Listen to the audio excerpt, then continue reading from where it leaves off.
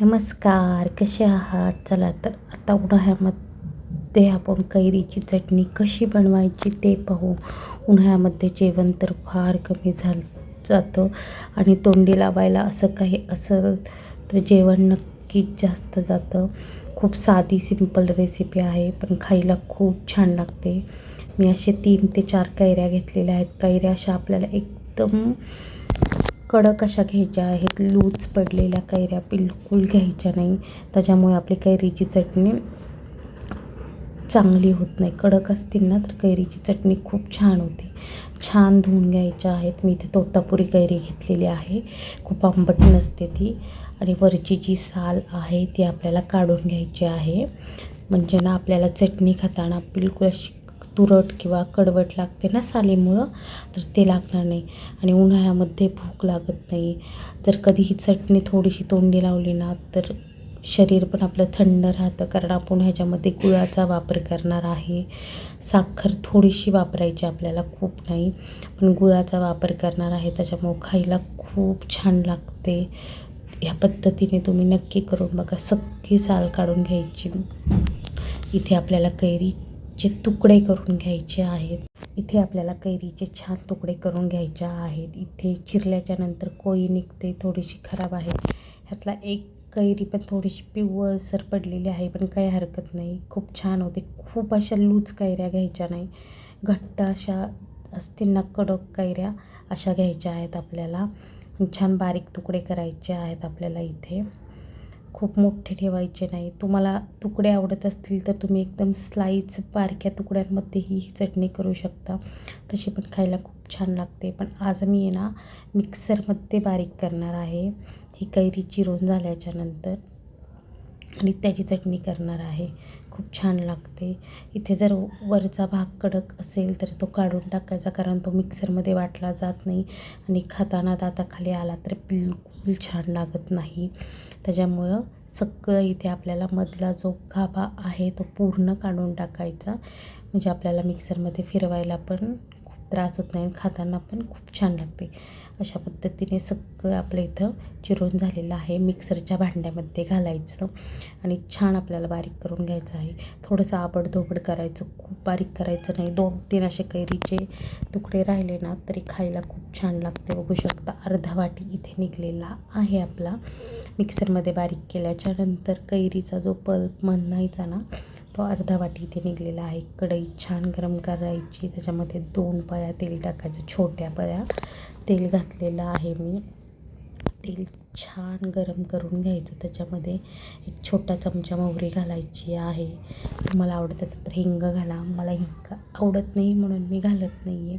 हिंग घातलं तरी काहीच हरकत नाही आहे. छान मोहरी इथे आपल्याला तडतडून द्यायची. मोहरी तडल्याच्यानंतर थोडीशा मेथीदाण्या घालायच्या आहेत. छान टेस्ट लागते आणि खायला पण खूप छान लागते बरं का चटणी. नक्की ट्राय करा. उन्हाळ्यात जेवण बिलकुल जात नाही. आणि आपल्याला इथे जे कैरीचा पल्प केलेला आहे तो घालून घ्यायचा आहे. बारीकच गॅसवर आपल्याला इथे छान 2-3 मिनटं मिक्स करून घ्यायचं आहे. मीठ इथे घालायचं नाही. मीठ घातलं तर इथे कैरीला पाणी सुटतं आणि झाकणही ठेवायचं नाही आणि मीठही घालायचं नाही. त्याच्यामुळे कैरीला पाणी सुटतं आणि ही शिजायला खूप टाईम घेते कैरी.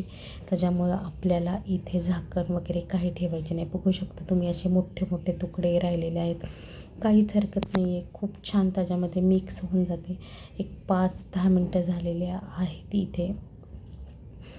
छान असं बारीक गॅसवर केलेलं आहे. माझ्याकडनं थोडासा मोठा गॅस झाला म्हणून खाली थोडंसं लागलं, पण तुम्ही कंटिन्यू हलवा.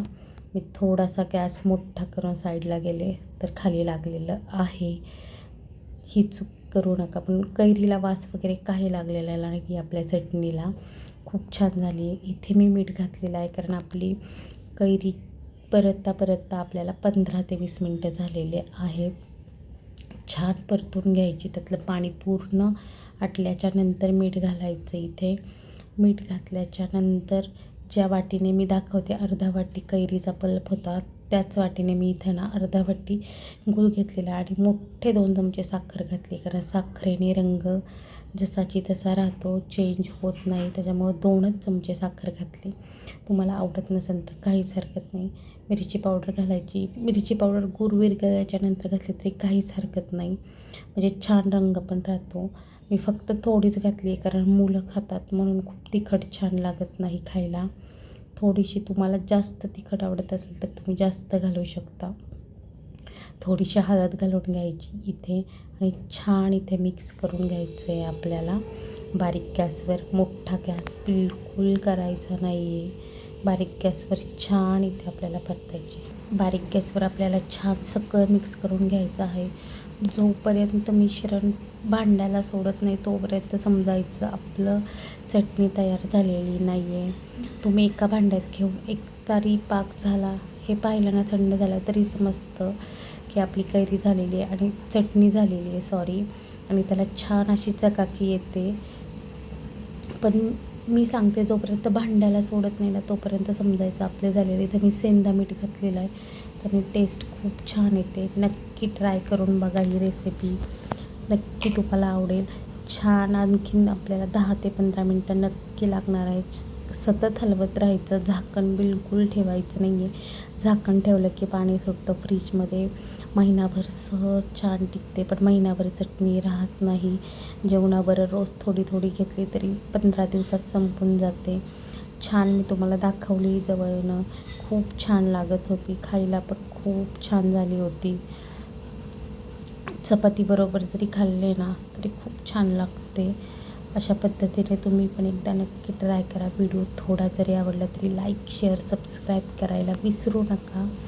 छान सगळं इथे आपल्याला मिक्स करून घ्यायचे आहे. मिक्स झाली, थंड करून घेतली मी आणि एका भांड्यामध्ये ना काढून घ्यायची आहे.